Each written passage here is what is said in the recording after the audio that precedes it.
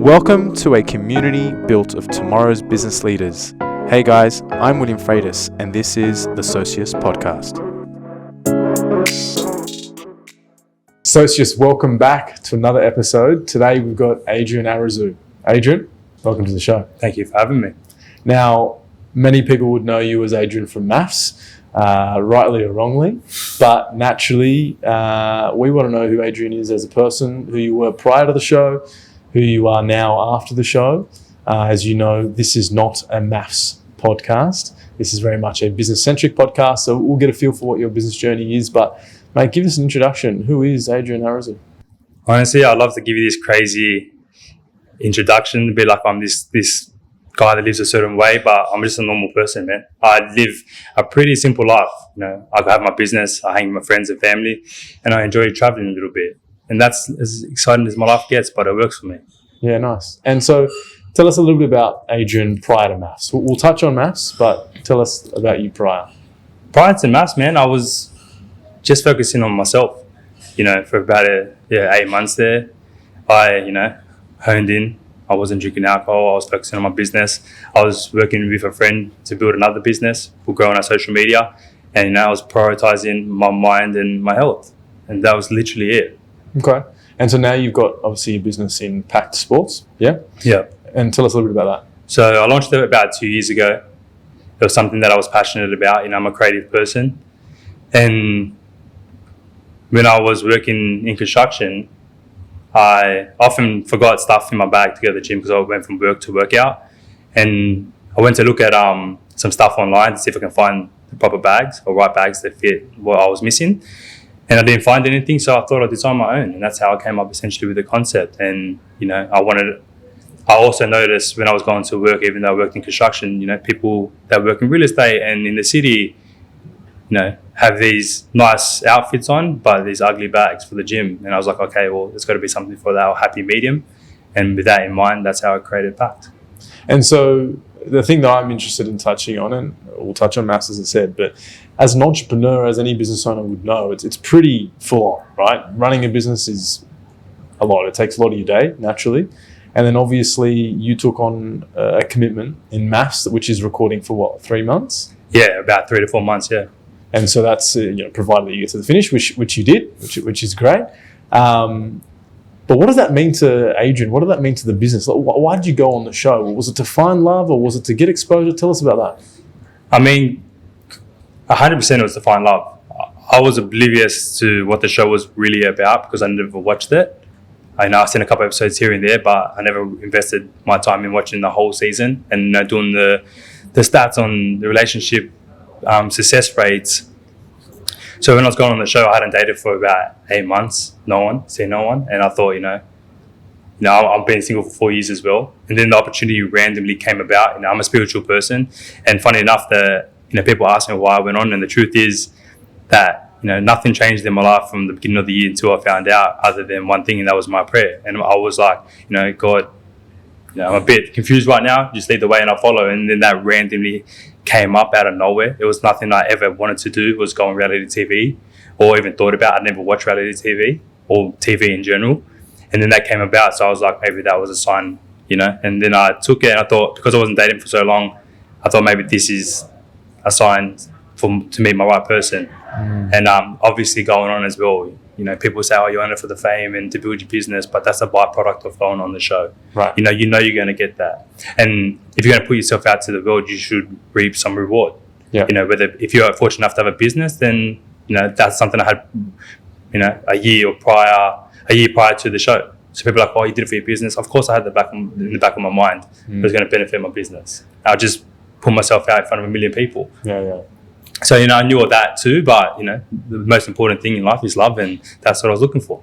So give me some insight into that, because I see you're obviously quite spiritual, and you said it was quite random. So how did that come about? Because you have to apply to be on the show, right? You apply or you reach out, and funny enough, I actually applied.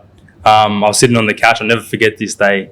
I was sitting on the couch, and I sat on the couch at like 4 p.m, showered, everything, done the walk, gym, work. And I sat on and I was like, what am I going to do all afternoon? And then my friend, she sent me the application on Instagram, said, oh, you'll be good for the good for the TV. Good for TV. And I was like, I looked at the application, you had to fill some stuff in. I was like, nah. Literally 7 o'clock came about and I was still bored and I was like, all right, let's just go in. Clicked on it and it said automatically fill. So I done that. I just put anything I put in that I physically wrote was my Instagram handles. And then I submitted it. And then I get a message like 6 a.m. the next day on my Instagram saying, oh, I tried to call you. Long story short, put all the wrong details and I missed the other page. But I still got a call from one of the producers. And then he goes, can I Skype you today? And I was like, yeah, for sure. Done. Let's do it. And from there, the rest is history. and now you're here sitting post MAFS. But take me through that, because obviously, you know, you were keen to be that slim percentage of finding love, right? Because a lot of those couples don't find love. A lot of those couples, I don't actually know the percentage, but a few of them come together. 15%, if that. Yeah. At what point did you know that it wasn't going to be for you? I mean, you don't know until you actually know the person. Like I said in my first commitment ceremony, you know, there's a reason why we're here. And when you fall in love, things that you think that you care about, you don't because you're in love. But when I sort of realized, all right, maybe they didn't take me serious and they know what my personality is like because I'm an honest person, was the minute I found out, you know, my partner had a child, when I said, you know, this is one of the biggest hurdles that people can have in life and I'm staying in Sydney and, you know, at least if you're going to do that, give me someone that's not far. My family lives in Melbourne, like rather in Melbourne or Sydney. And also she told me that same day that she wasn't going to move out of her state. So I think me and her realised then and there, okay, well, we're here for rather entertainment or the couple that's magically going to end up together and everyone's like, you know, oh, look, they actually done it. So was the moment at the wedding when you found out, was that the moment that both of you understood we're here for entertainment? Yeah, I mean, for me, I did. But we had a conversation that night about everything, you know, living in Sydney, living in Perth, do you want to move? And the things that she asked for and the things that I asked for and the things that she didn't ask for. You get a list, you know, preferences, what you want in a partner, what you don't want. And both these things for us didn't add up. You know, she wanted someone in Perth. She wanted someone in Perth and someone ideally with a child as well. And you know, I didn't want someone in another state either. I made it clear that my business and my life is in Sydney, and ideally someone not with a child because of the hurdles. But I wasn't fully against that. I did say, you know, again, my experience with my mate and his ex-partner and kids, it just gets complicated. Especially when you don't know someone. If you meet someone and you know that and you take it slow and you get to know the situation, then it's fine. But, you know, getting married and fully committed and talking about diving head first in a relationship, then talk about moving states and all this after like 2 minutes of knowing someone, that's intense. That's not really a situation that you want to be in.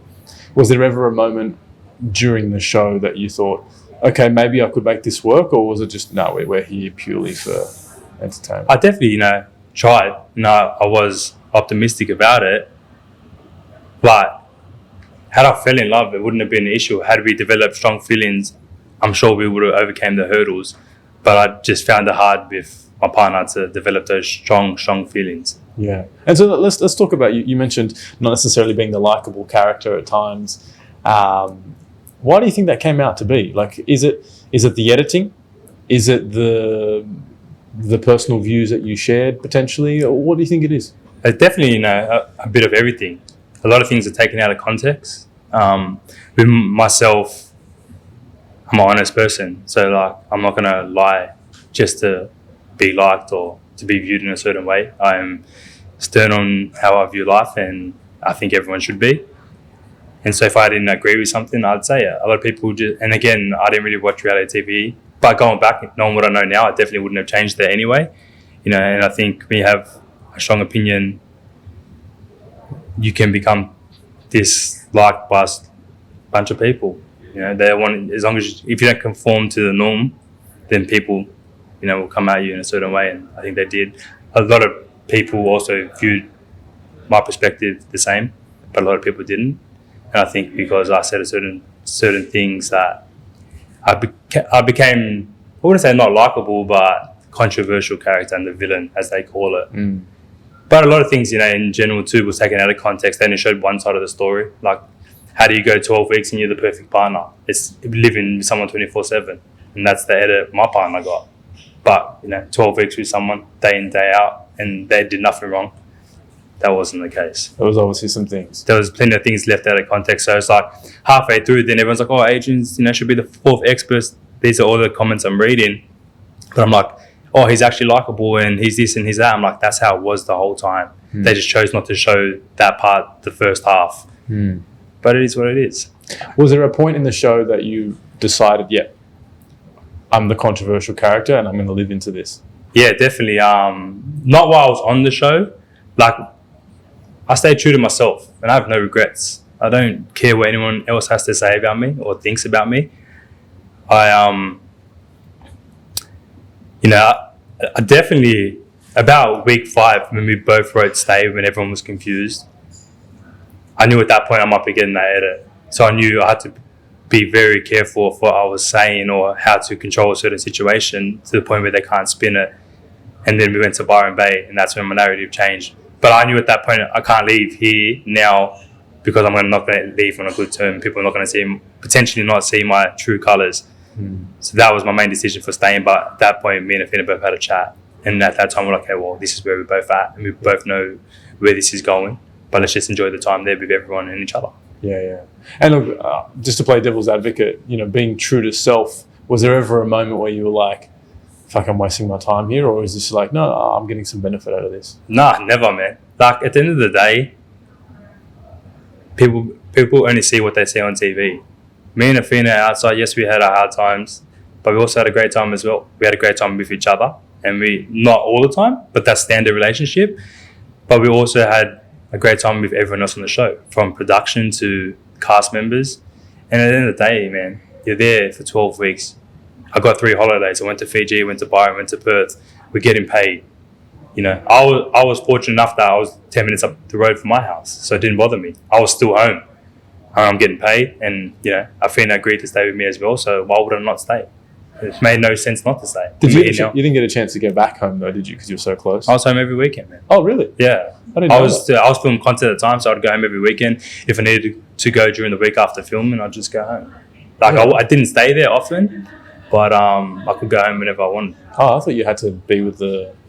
Yeah, she often came with me. Oh, okay. Yeah, I mean, even though, I'm the bad guy and never treated her well, like, she was with me 24/7. Yeah, And nice. she came with me back home, and I was home. Yeah, nice. But like, what I'm keen to know is, how did that disrupt PAKD Sports at the time? Because it's 3 months you're off business. Yeah. How did you fulfill orders? Like, what was the go? I'm fortunate enough that I got a loving mother, and a lot of my stuff's online. Obviously, all of it's online, but what I do is online. So, running ads essentially is what I was managing. I was just managing the ads, and my mum would send off my products. So it was, because I'm still a small business, it was still easy to maintain. So you were still working on the show? Yeah. And I also have someone else that helps me with my ads as well. So when I couldn't do it, she would do it. And just out of interest, for any business owners who are out there thinking that they want to get love too, and they want to get on the show, what's the commitment in terms of hours? What are we talking? 5 hours a day? Or? It's pretty much all day, but it's sectioned off. So you might start filming at 9 to 11, and then you have like an hour or 2 break, and then you might film from 3 to 5. It's all different. Every day varies. It depends how busy you are in your business. If you're managing a team of 5-10 people, then it's probably not the best idea. I wouldn't prioritize the show over that. For me, I'm lucky, fortunate enough that my business is still small and I could still manage that. Yeah. If it had been different, I wouldn't have done it. And so, being on MAFS, would you say it was a positive impact for the business? Yeah, positive, like, to an extent. I did a video about just after the show, and I was talking about the show, and I was filling my product in, and that got like 1.2 million views on TikTok. And that month, organically, I did over $10,000 organically that month with no ad spend. So it did, but eventually it dies off again, and then you're back to normal. Right. So, knowing what I know now, my piece of advice would be, if you have a business, or even if you don't, if you're not the favorite, like the Jamie, and there's only one person getting that, and you're not the perfect couple like Jeff and Ree, go by yourself, jump on TikTok straight away, start building your platform. It's just what I've done. I have no regrets, like just what me and Elliot done. He's got 300,000 followers. I gained 100,000+ followers on TikTok. The only thing I probably regret not doing was plugging my business in earlier. I did think people would have been like, oh, he only been on the show for his business, so I stayed away from that. But in hindsight, who really cares? Like, I have my business anyway, and I was already on the show. It's already been done, so I might as well get the most out of it. So if you have an online business and you're not the fan favorite, jump on TikTok and start promoting it straight away. That'd be my only advice. Would you say that was one of your only regrets on the show, not starting that sooner, not plugging the business in? Yeah, I probably should have done it early, because the minute I started, because what I've done was, so my strategy post-show was pack the bag, show all the features and the detail of the bag while talking about the show, because I knew people were interested. I wish I had done that every single week of the show, talking about certain situations like hot topics, for example, me and Sierra playing footsies, that shit. Had I done all that when people were interested, those things would have reached millions of views. Anything with someone's face from MAFS at the time on TikTok, on social media or anything, you would get millions of views. Like that, I knew that from the start. Yeah. I wish in hindsight, I could have done it, but I didn't. But it's okay. Yeah. Again, it's not a MAFS show, but what actually happened there? Like, I think I remember my wife watching that episode, and I was like, what happened with the footsie situation? Literally nothing. That was news to me. Like, that whole thing. It's funny, because when you're on the show, they start pushing a narrative that because the producers are like, oh, what about this? What about that? Have you heard about this and that? And obviously, I knew that they were trying to play me and Sierra. And yeah, that footsie thing was like completely new to me. We just sit next to each other. Like, I was just facing exactly how we are now. And that was I don't even know if that was my foot, or they just started wiggling the camera or what the situation was. And anyone that believed that, for me, is like, how stupid can you be? Like, first of all, I'm on national TV. It's an insult to think that you think I'd be that dumb to play footsies with another wife, considering Billy was my mate and I was with my wife on the show. Like, Wait, keyword was, can I ask a question? What happened with you and Billy? What's the tea? So the question is, what happened with you and Billy? Because I was going to ask, like, yeah, are you still friends with Billy? What's the go? No, I mean, on the show, we were good mates. Prior to that dinner party, which was on the Monday, we went and spent the day out at Palm Beach all day. We went for a walk. I took him down to Palm Beach and went and got lunch in Manly. And we were good mates. And even after the show, we came back for the reunion. We were pretty close. And then after the show, I hadn't spoken to him much. He was supposed to come Bali as well with me and Elliot, along with other people from the cast. Yeah, and then I listened to a few of his podcasts, and essentially he was just bitching about the boys, and I didn't respect that, so he lost my respect. Yeah, right. So there's a bit of beef there. I wouldn't say beef. I don't really care about him, but for me, it's like, you're a grown-ass man. Why are we bitching? Like, if you got a problem with me, Paul, Elliot, say it. Like, sit there and, for me, I viewed it as like, I'm your mate. And I'm copping it online. Paul's copping it online. Elliot's copping it online. Why are you adding fuel to the fire? And why don't you be truthful and honest and be like, oh, actually, no, these guys and they're great guys. The show can be taken out of context. I didn't see that. Maybe that's what they're like. But essentially, like, they're good people. And the show just changes the narrative. But I'm going to take it as face. He didn't take us as face value. He just said whatever he said whatever was going to make him look better and more likable. That's why I dislike him. Is that him just chasing clout? You can say so. I mean, I think he just wants to be liked. Like, even his content now with, Fina and certain things, I'm just like, move on. Like, start showing your personality. But again, the truth always comes out after the show, and I knew that was going to happen. People are holding on to certain things because there's like no character or substance behind them. They're a bit boring in my perspective. And I was just like, in time, everything will come out. Like, everything. People will see my true colours. People will see other people's true colours, and I think they're starting to see that. Talk to me about life on the show. You said you went to Palm Beach with Billy. Yeah. During the show, no one knows who you are. Yeah. So there's this like bubble where you're just like everyone else. The moment the show goes live, everyone knows who you are. So it's almost like a viral response to who you now are. How did you deal with that? Yes, something that I didn't think about. I think everyone goes on the show thinking that they're going to get, the good edit. Bro, if you're going on the show, don't be oblivious. Like, trust me, don't. Whoever they want to be the favourite will be the favourite. And they can make anyone look bad. Literally anyone. They could have made Jamie be the villain and me be the superhero. that's the amount of content they have and footage. But I think post show for me, it was, I got a good perspective. I believe in God, and I believe that's what I was supposed to go through, and there was a reason behind that. So that's how I took it. But part of me was like, shit, like this is my personal brand. And now people think I'm toxic and I'm a narcissist and I'm a red flag, whatever else I've seen online. I mean, it's like the furthest thing from it. If anything, I would say I was one of the healthiest people there in relationship and mindset. So I was like, I have to rewrite it. But again, it gives me more of a purpose to rewrite my narrative, which makes it more interesting, because the benefit of just being the villain, from what I've seen, again, I'm focusing on myself, was that I was everywhere. So I looked at it like brand awareness. I looked at the more people that know eyes to me was like, the more people that seen me, whether you like me or not, they just see me, and that was like top of funnel. And eventually people just will be like, oh, I'm interested. Wait a minute, I'm watching his content now the last month. Oh, he's completely different. This is interesting. So now they're still intrigued. So for me, when I watched that, I just viewed it as like, all right, people getting emotionally invested in me, regardless if you hate it or love, they're still emotionally invested.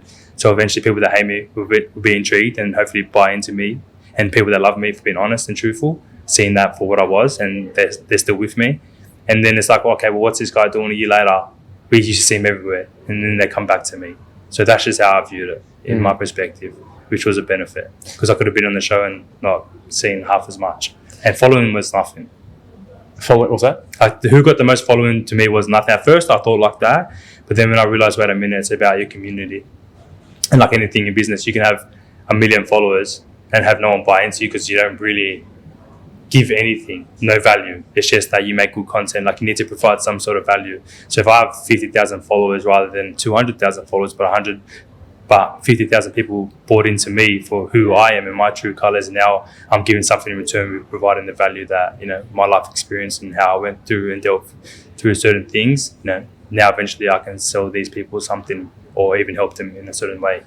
So that's how I seen it. It wasn't about the followers. And this is what I want to talk about. I want to talk about personal branding, because you can be on a show and you pretty much have to sign away how it is that they portray you, right? And the personal brand comes before you, in a way. Yeah. And that's kind of what I was pointing at, right? So when you leave the show, people might assume they know who Adrian is before Adrian walks in the room. Yeah. Yeah? And so how do you manage that? Because sometimes you're up against it. I'm sure there are some comments in your Instagram pages, your TikTok, whatever, that you're up against it. They have a certain view of you. Yeah. How do you deal with that? I mean, personally for me, I just don't give a fuck about someone else's opinion. Like, if you like me, you like me, and if you don't, like, good luck to you. My day goes on regardless. Obviously I don't want people thinking ill of me, but I'm like, if you're going to judge me from a TV show, that shows more about your character than it does about mine. If you judge me when you see me and then make your judgment on me once you get to know me, different story. If you meet me, you don't like me, fair enough. But if you're watching a TV show and you don't like me, then you need to ask yourself, why am I so emotionally invested in this crowd? And not everyone else was the same people, certain people. But again, part of me feels like I got that edit, because my belief out of everyone on the show, I was probably and Elliot as well, were the only two that could have actually handled the backlash that we got. I feel like other people would have struggled. Like, I feel like I'm good mates with Paul. He got a lot of backlash. Had he got more, he struggled through it. With me, it never fazed me. It definitely I'd be lying to say, when so much negativity is coming your way from comments, and your mind doesn't know different whether you're saying that loud or you're reading it or you're thinking it. So when I'm reading these comments constantly, my mind doesn't know if I'm saying it. So that definitely brings a lot more negativity in your life, and it affects it in a way, but essentially it never brought me down or made me feel like sad or depressed. It just affected, the energy around me was just ugly, because it was constant negativity. And then my mum and sisters getting upset about it, and fuck, why'd you go on, and this and that, and this is a headache now for everyone, and blah blah blah.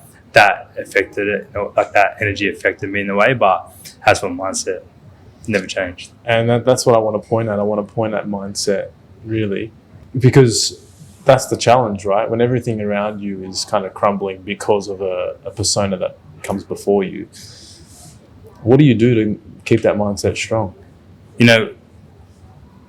fortunate enough for me, and this is where like I'm better at with right now, and this is a message that I'm putting on social media. Prior to the show, again, I didn't drink for 8 months. I kept to myself. I wasn't casually dating or dating anyone. I was working on my health and my mindset. You know, the things I listen to, you got to be careful what you listen and read.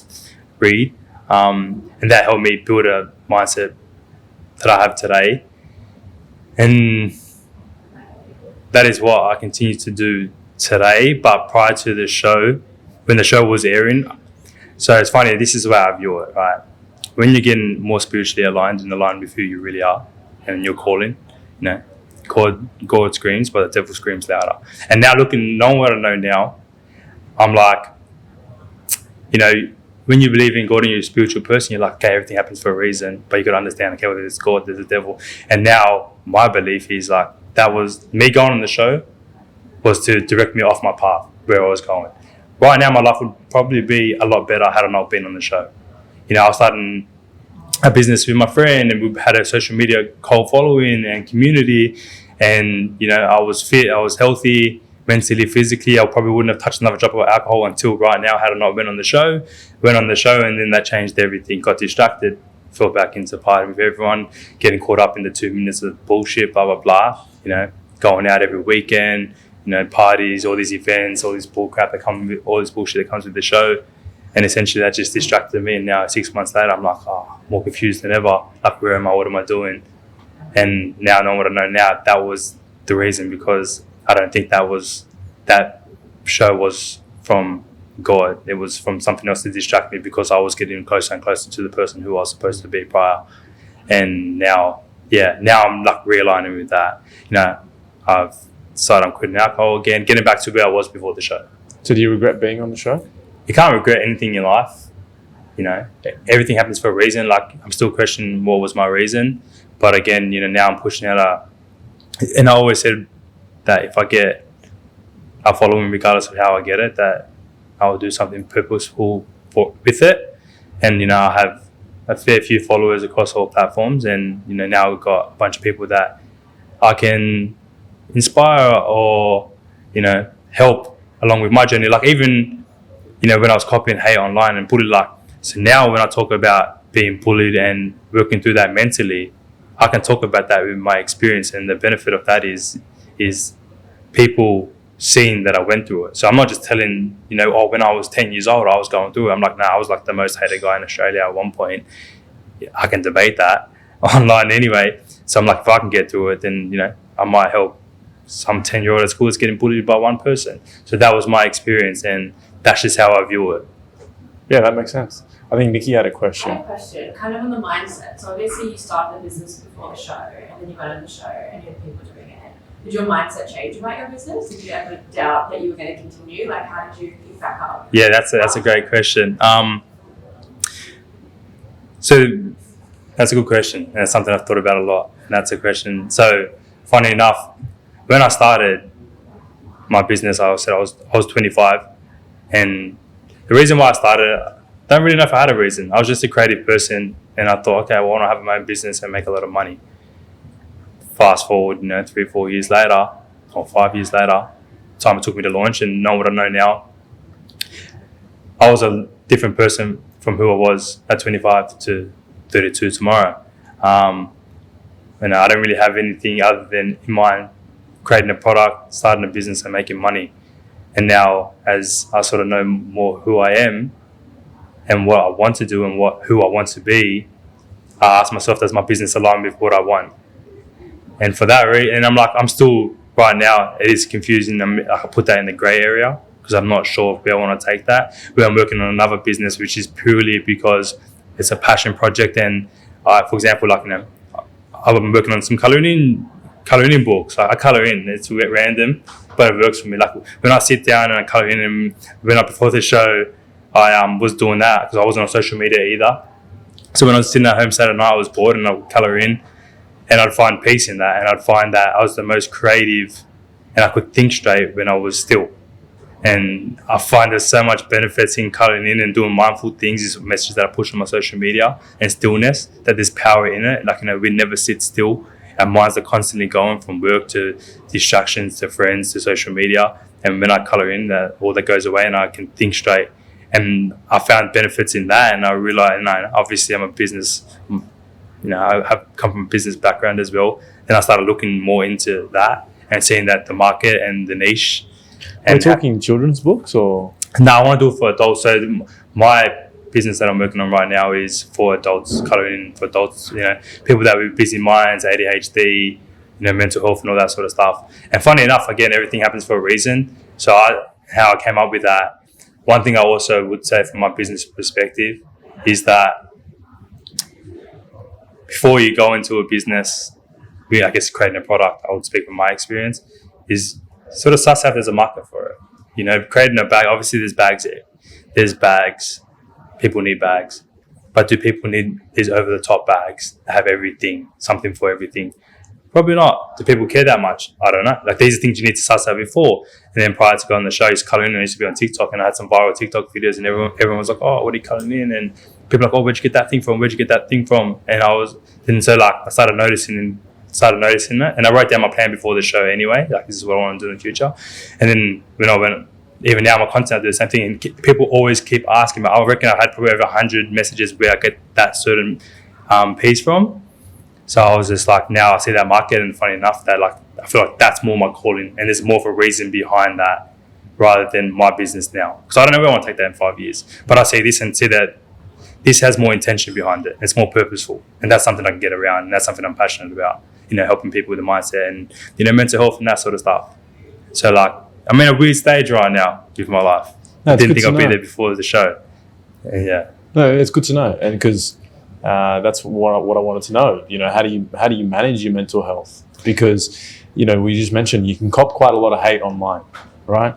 So how do you manage the mental health battle when you're trying to build a personal persona, a personal brand? Yeah, I mean, I can tell you how not to do it, and that is, try to escape. Don't constantly drinking alcohol on the weekend, not working out, eating shit food, surrounding yourself with people who know essentially values or the same goals as yours, people that don't see life the way you see it. And how you get back there, which I'm on my journey back there, which is what I'm sharing on social media, is prioritizing your health and your mind first. Training, running, eating healthy, not drinking alcohol, surrounding yourself with people that have big goals. If you have big goals yourself, surrounding yourself with people that you feel inspired and energized once you leave. Like, if you're just hanging out with, your circle is the most important thing, and that's one thing I realized as well. It's who you get influenced by, and that's important. If your friends are all drinking, then you're going to start drinking. And I'd done that when I was on the show, drinking alcohol and everything, and I felt like that. The only time I really felt shit was when I done it to myself. It wasn't about the comments, it's just how I felt internally, because it's worse when the worst thing is when you know what you should be doing and you're aware and you're not doing. That's worse. Like, when you're drinking every weekend and you're oblivious, and that's all you know. But if you know that, okay, well, to be this person that I want to be, or to reach these certain goals, whether it be mind, body, business, and you know what you need to do and you're not doing it, that's all mentally sort of fucked me up a little bit, because I wasted 6 months on my shit. So, real talk, did you fall into a dark place post the show? I wouldn't say dark place, but I definitely had battles, and I'm at the stage where I still do right now. At this present moment, I do, because I'm like, fuck, 6 months. I just wasted 6 months. And the worst part about it was, I literally had this conversation with my twin brother. It was like, I was going to be that person that wasted 6 months. I was going to be like, all right, check, the other business should have been up and running. I should have made some conscious decisions on certain things. I should have promoted my business, but I didn't. So now the battle is like, fuck, how did I put myself in this situation, considering I was fully aware of what I needed to do, but I didn't do it. But at the same time, the blessing in that is now I get to share my journey back, and maybe that was the purpose. That's the only way I can view it. Yeah, look, I'm a big believer that everything happens for a reason. Yeah, 100%. And I think you're a man of spirituality, so I think you'd probably appreciate that as well. So I know you certainly coming on this show, you probably thought that we had a perception of who you were, and I know a lot of people thought that you were a certain person, but I think this show is probably making some roads to demonstrate the difference of that. Marissa had a question. Yeah, I have a question. Can I ask, is your brother as resilient as you? Because you guys are exactly the same, so he probably gets a lot of backlash as well. Yeah, 100%. I mean, that's a good point you touched on, actually. lucky for me, my brother, like I have a twin brother for the people that don't know, and we are exactly the same. You know, We thought you might send him on the show. yeah, I thought about it. Actually, probably could have. That would have made good entertainment. Should have put him on MAFS. Actually, that would have been funny. Should have walked him down the aisle.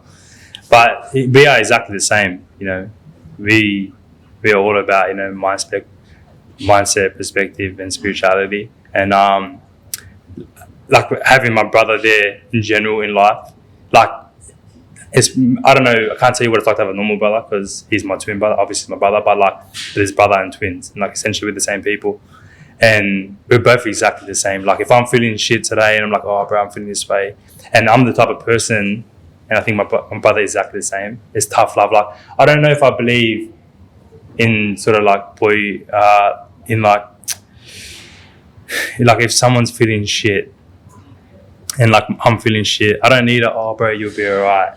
I need someone to say, like my brother, be like, shut up, like you're not thinking straight, bro. Like I need that tough love, and I think me and my brother, that's the benefit, that we know each other and exactly who each other are and what we need to hear.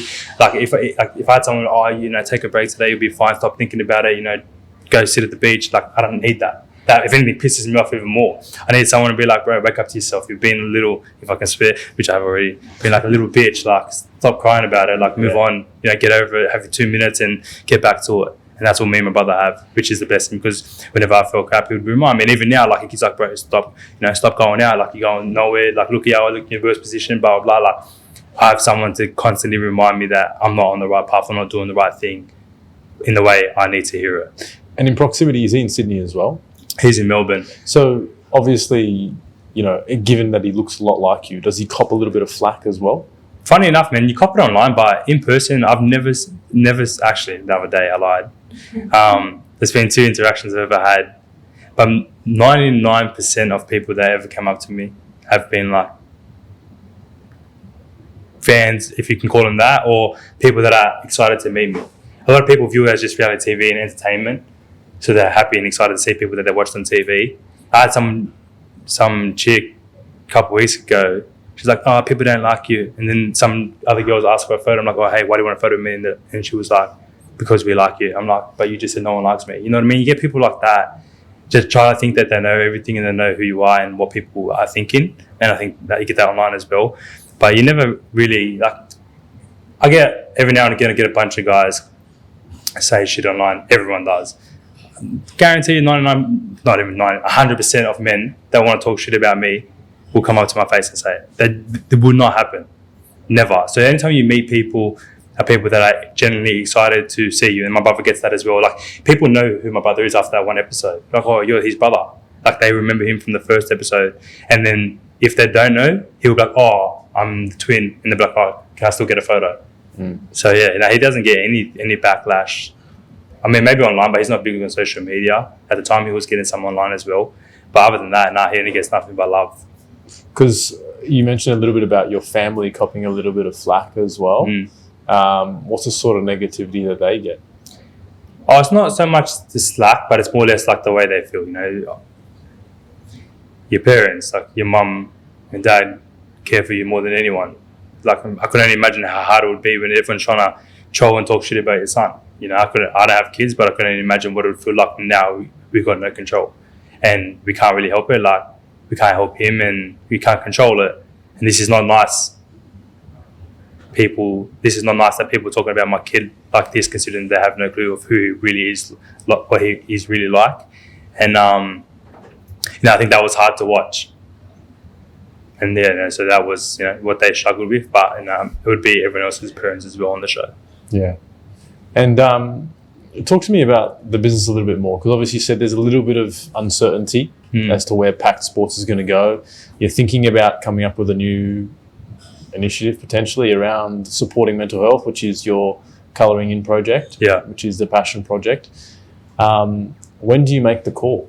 How do you make that call? It's funny. So I've been working with someone like a mindset coach, you can say, or therapist. And one thing I'm starting to learn about myself, and I think a lot of people can relate to this, I'm a type of person, I'm all or nothing. Like, literally, if I say I'm on a diet, I'm all in. I'm running every day, I'm going to the gym, I'm training. If I say I'm doing a business, I'm all in. Everything, and I realize now that in my life, that goes for everything. So no matter what I'm doing, whether it be business, whether it be, let's focus on my mindset now, or read, or whatever it might be, I'm all in. When I'm drinking, I'm all in. I'm not just having one drink, I'm drinking, it's getting smashed. That's like and I'm starting to realize that is who I am. And I think what I'm learning now is finding more balance. Not everything has to, because when you're all in, it can be a positive, but it can also be a negative, because you got stuff like, say, drinking, for example, then you're all in, then you're drinking yourself silly. Yeah. But that goes with all aspects. So now I'm finding that, I put things in the grey area that I'm not worrying about it. I'm obviously still aware, I'm still working in it, but I'm not giving it 100%, because if I'm confused, it can confuse me more. So if I'm all in on something that I'm not sure about, I'm going to feel more confused and more anxious. So I'll leave it in the grey area and be like, okay, well, today I'm going to do for my business, 2-3 things rather than 100 things a day. And that puts me at ease. And I'm like, okay, well, it gives me some time to think about it, clear my head, and then, let's see what happens. If I want to continue, I'll continue. If not, I'll launch the other business, and we'll see which one, I feel more passionate towards, or keep them both. What is your view on today's business world? Is there an issue that you think needs changing? To be fair, I don't really focus on anyone else's business but myself. I'm a big believer. I'm a believer in just focusing on yourself. If you want to start a business, worry about your business. Obviously, be aware of the market that you're going into. Don't be oblivious and do your research. But essentially, focus on that and give them the best product. And I mean, obviously, my understanding in the business world, especially in shipping products and everything else, the market's crazy. What I bought my products for 2 years ago versus which I spoke to him recently, it's jumped up $5-6 a product.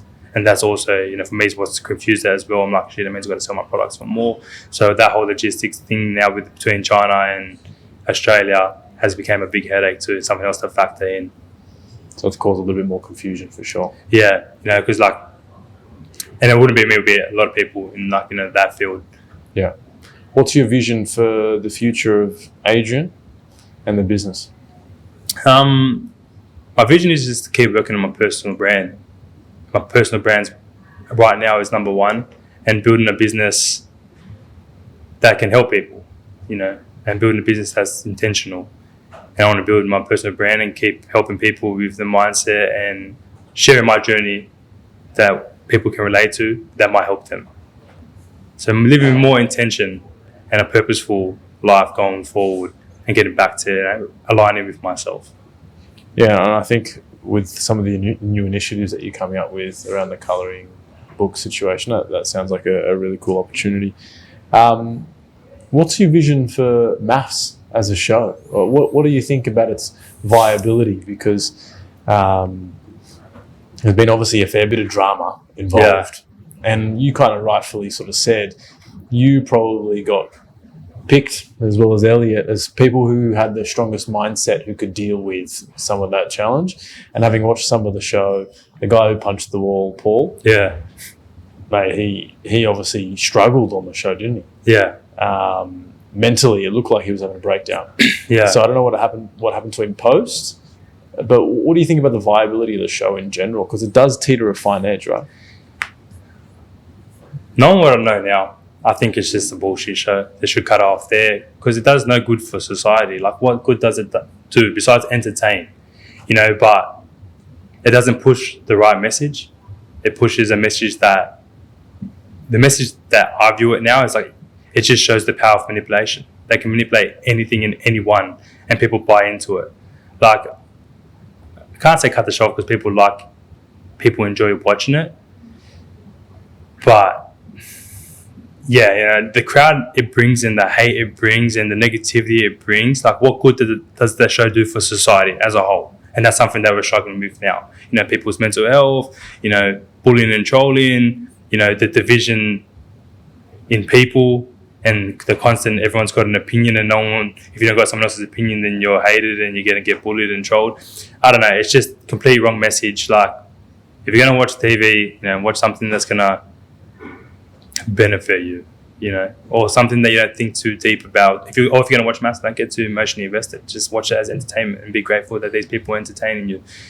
But I mean, people enjoy watching it, so keep it on. I will never watch another season in my life. Okay. Not a chance. I mean, I didn't watch it before. I'm not going to watch it after. You know, if anyone went on, I'd give them some advice. But then again, like, you know, if someone asked me what advice would you give, I'd give you the best piece of advice that will make you the perfect person. Go on, agree with your partner. It's a women's show. Like, chances are the women are going to be more favoured in the show to be more likable characters. So agree, validate her feelings. If she cries or gets upset, just validate it. But then it's like not even true to yourself. So it's like, what message do you want to push? And this is where, you know, I'm like, well, if I was to redo it, I could be the perfect partner. But perfect doesn't exist, but you can play the narrative that you are, you know? And it's like, that's where it gets interesting watching the show and, you know, the show that the message actually pushes. Because you do think there's a way as a contestant to manipulate your way to be the favourite, like a Jamie? Jamie, like, you also need personality. Jamie had a big personality and she was authentic. You know, if you're authentic and you're comfortable in your own skin, in the sense that you don't care what you say and you got a bubbly personality, you can become that favourable person. But also you got to be aware of the things that you say. So there's a fine line. It's like, you can, so knowing what I know now, I would go on and still be myself. Like, I think I'm pretty funny. I feel like people can agree with me on that. But I would have played it a lot better, you know? Okay, well, Fina's upset. All right, well, guys, know if I'm right now, no one's going to know. They're just going to see someone crying, therefore he's in the wrong. But all right, if I'm going to look like I'm in the wrong, what I can do is control the situation. Be like, okay, well, I'm sorry. I validate your feelings. I see why you're upset. Even though I'm in the wrong, I can do that. And people are like, okay, well, he's actually not that bad. He apologized. But it also taught me a lot being on the show, like watching it back. You know, I observed it. You know, you can make, and I guess it's the power of social media and TV. And one thing I learned is like the power of perception. And I learned this prior to the show as well when I was doing baking. You don't have to be like Bob the Builder. Yeah, you have to be a builder in person to be a builder online. Like, you can change anyone's perception. Like, you know, and that's what I learned. I'm like, well, you know, if you want to do something, do it, because people are not going to know. So if you want to be like a cook and you're not a good cook, make enough content to become a cooking creator, and people will think you're a cook. And that's essentially what the show told me. Like, you can literally manipulate anyone in any situation if you put enough content out there. Yeah, well, I mean, we could almost dive into social media being manipulation entirely. 100%. We won't. But out of interest, did you get a chance to watch all of the editing before it was released, or did you just watch it as it was being released and getting a feel for who you were being portrayed as at that time? Nah, you don't see anything, man. You know, it's funny because even when I was on the show, after the show, like, I was seeing all these ads and I was like, I'm not even in any. And then, you know, I was in every episode. I was like, you don't have a clue. So you think the people are going to be the main characters from the ads, and then they don't get much airtime. Like, you have no clue. Like, you're generally oblivious to what they're going to show or who they're going to show or how much you're going to be shown. Interesting. So you and your family all have to deal with the flack as it gets released. Yeah, literally every single day. You know, so prior to that, there's like one dinner party in particular that the Sierra thing. I'm like, nah, fuck. I was fuming that they were already making it look like a cheating scandal. And then I realized after that, because we got Monday, Tuesday, Wednesday, and then the Sunday, and the Monday, Tuesday played. And I was like fuming. I'm like, they took out certain things. They never showed me explaining it. Never showed Fina talking about it, because, you know, Fina was on my page. She knew everything. And they showed, you know, Billy saying, I was blindsided when he knew about it. And I was like, I know exactly where this dinner party is going. And I spoke to production. I'm like, bro, yeah. Like, I will start going, at the time I hadn't been going rogue, you can say. I was like, I'm going to go rogue and start talking about the show and, you know, talking about every event.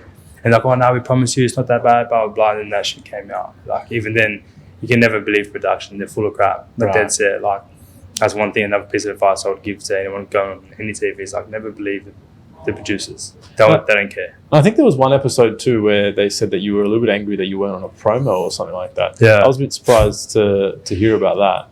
Was that true?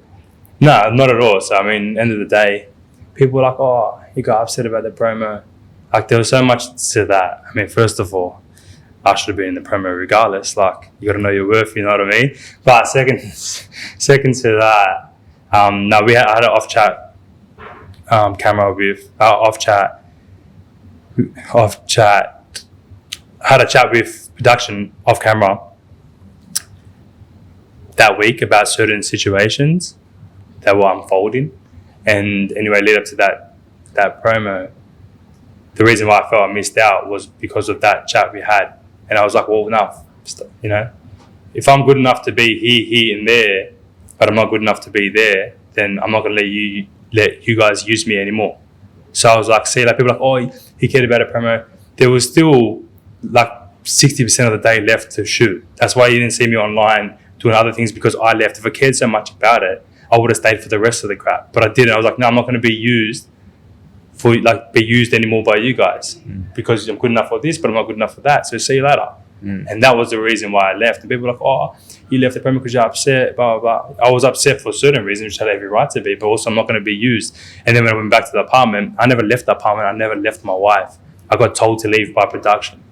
So people were like, oh, you know, you left. You had a dummy spear. I didn't leave. I had another choice. I got called by Channel 9. I got called by Endemol Shine, and they told me to get the F out of the apartment. So, because they got pissed off that I left. So I left that. I had no choice. And then, you know, again, when you don't know the narrative, what other people were saying, and, you know, my partner's playing the victim like he left me when she knew well and truly the truth of the situation. That's why I never say sorry. Like, I never, anytime you heard me apologize, when like, and I realized I messed up, other than that, I was always staying true to myself. I still don't apologize for it. And even on the dinner party, I'm like, nah, I'm not saying sorry for me being upset from certain situations and leaving. I'm not saying sorry because I left the apartments, because I never left the apartments. I got told to leave. So I'm not going to apologize to my partner that I left. I can apologize. She's upset and accept that. I'm not saying sorry if I didn't leave. Why? I'm not sorry. So I'm not saying sorry. Yeah. But look, mate, it sounds like you're well and truly done with MAFS and you're on a new path. Yeah, I am. The minute the show stopped airing, you know, part of me was like, oh, I can still buy into the MAFS thing for the views and the likes and everything else. But then, you know, it's such a toxic world. There's so much bitching and drama. Like, the reality is, I care for my friends on the show, but I don't care about what anyone else is doing with their life. You know, I see what's going on, but I don't want to get caught up in sitting here bitching online with other people and my ex-partner. And I don't care. I'm not into that sort of stuff. I wasn't into the show, so I'm not going to be post-show. I'm just going to get back to my normal life and just keep doing what I'm doing and do something with my platform, do something positive, and steer away. And if you still want to see things MAFS related, then go to other people. I'm not interested. And you got some lifelong friends from the show. Yeah, 100%. Like, at the moment where it stands, like, that's the only benefit that came from the show. You know, obviously had good positive months for business that I'm grateful for as well. But essentially, the only good thing that came from the show was, you know, the friends that I made, and I'm friends with, you know, most of the guys and a couple of the girls. But that was the blessing so far, and I'm sure there's, you know, other blessings to come by in time that will tell. Just not Billy. Don't forget that guy. Look, Adrian, thanks for coming on the show. I really appreciate you coming on. It's been a real enlightener into your actual mindset and your approach around business. MAFS aside, I think this is a great insight into how an entrepreneur needs to be able to handle building a personal brand. When you are a public-facing brand, you're going to cop some flack. You're going to cop some abuse, some hate. And I think, you know, what I tell the team is, until you get that hate, you haven't made it. Yeah. 100%. When you start getting that hate is when you know you've made it. And that's like anything. I mean, in life, no matter what you do, whether you're putting yourself out on social media or putting yourself out to starting a business, you're always going to get some doubters and some haters. And like they say, you know, if you got haters and you're doing something right, essentially it's just, you know, you need to prepare yourself for that mentally. And, you know, that's why mindset in business and in life is so important. If not, it's probably, I know it's the most important thing. But the positive for me is like, how do I get worse than what I went through? Like, there's nothing I care about anymore. Like, if I want to sit there and say something on social media or start another business and put my life out there, I don't care. Like, I can't get more hate than that. I can't get any more backlash than that. I don't care. I copped it all. So like, I'm unstoppable in that sense. I'm like, well, what's the worst people going to talk about me? I'm going to get another 1 million people talk about me. I had like 5 million people talk about me, talking shit, making videos with millions of views about me, taking the piss or saying certain things about me. But thank you. Now I just went through that, and now I know I can handle it. So now it's like, all right, try to stop me now. You thought I was bothered. Now, like, you got sick of seeing me back then. Well, I'll be posting every day on social media. I get used to it because I don't care anymore. So, and it's really interesting because there are some people that say any publicity is good publicity, and there are some that say hate and your reputation could really be torn down quite easily. Yeah. So the funny thing is, like, I look at some past contestants, and again, maybe this is where my mindset's different, and I guess it's all about mindset. I look at what they were doing, and I'm like, for example, if you got that bad edit, like, you're still buying into that. Like, when you're talking about, you know, like political things, and like that's still controversial. Like, so if you've got a controversial character and now you're online talking about controversial things, regardless if it's got nothing to do with MAFS, you're still coming across to people online, so their perception is you're still controversial. You still want your opinion, you still want this, still want that. And I was like, okay, well, I know what I need to do to change the perception, and that is, you know, just be myself and stay clear from anything controversial, which I don't anyway, because that is me. And, you know, talk about, you know, my way of living in life, like, you know, spiritual stuff, and not shy away from that. And by that, people are like, all right, well, now I'm seeing this guy for who he is. But people can't seem to fight the narrative off, I find. But again, I knew, like, I've been on social media for 3 years prior to the show, and again, power off the perception. All right, well, I know people view me like this. I know how they can I can change their perspective, because I'm well aware of the power of social media now. I'm well aware of the constant content that I put out will eventually change it. Like, you know, it takes 7 times for someone to buy in a business, so therefore it takes 7 times for someone to buy into me.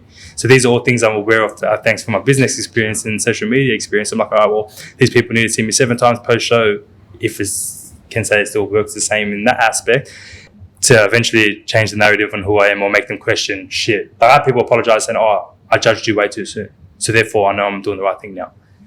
And, you know, that's the benefit that I have, you know, come from business and being on social media prior to the show, knowing that I can rewrite that narrative. And, you know, the message that you do push across, you know, in time people will see the true colours and everything else. Perfect. Thanks again, Adrian. Appreciate you coming on the show. We'll stay in touch. Thanks for having me. Socius, thank you for joining us today. Please hit the subscribe button if you've enjoyed this episode, and if you'd like to be part of the Socius community, follow us on Instagram, Facebook, and LinkedIn to stay in touch. Cheers.